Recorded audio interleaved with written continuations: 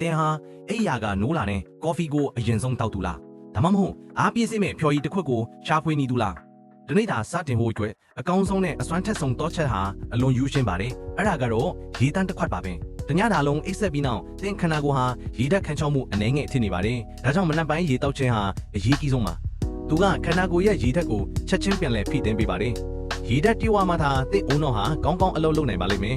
ရေတောက်ခြင်းကသင်ရဲ့အာယုံဆွတ်ဆိုင်မှုကိုမြင့်တင်ပေးပြီးစိတ်ခံစားချက်ကိုလည်းကောင်းမွန်စေပါတယ်ဒါဟာပြင်ရေနွေးနွေးလေးတစ်ခွက်ကသင်ရဲ့အာစာချီစနစ်ကိုနှိုးဆွဲပေးပါတယ်ဒါဟာဝင်းချုပ်ခြင်းကိုကာကွယ်ပြီးတဏိတာအတွက်အာစာချီဖြစ်မှုအားကောင်းဖို့ပြင်ဆင်ပေးတာပါကိုလေးချိန်ထင်းကြီးသူနဲ့တော့လေမနဲ့ခင်းရေဟန်မရှိမဖြစ်ပါရေတောက်ခြင်းကသင်ရဲ့ဇီဝကမ္ဘာဖြစ်စဉ်တုံးကိုတိုးမြင့်ပေးပြီးဗိုက်ပြည့်စေလို့မနဲ့စားမှအစားအလွန်အကျွံစားမိခြင်းမှာကာကွယ်ပေးနိုင်ပါလေ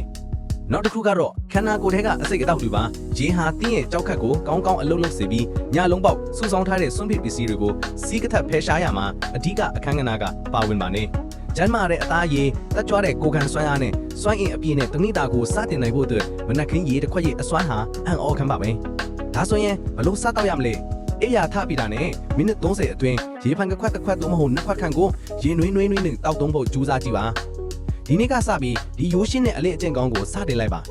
သင်ခန်းစားရမယ့်ကွာခြားချက်ကိုမှတ်ချက်ပေးခဲ့ပါဦးကျမ်းမာရေးဗီဒီယိုတွေထပ်ကြည့်ချင်ရတော့ကျွန်တော်တို့ရဲ့ channel ကို like and subscribe လုပ်ပေးခဲ့ပါလို့တိုက်တွန်းချင်ပါတယ်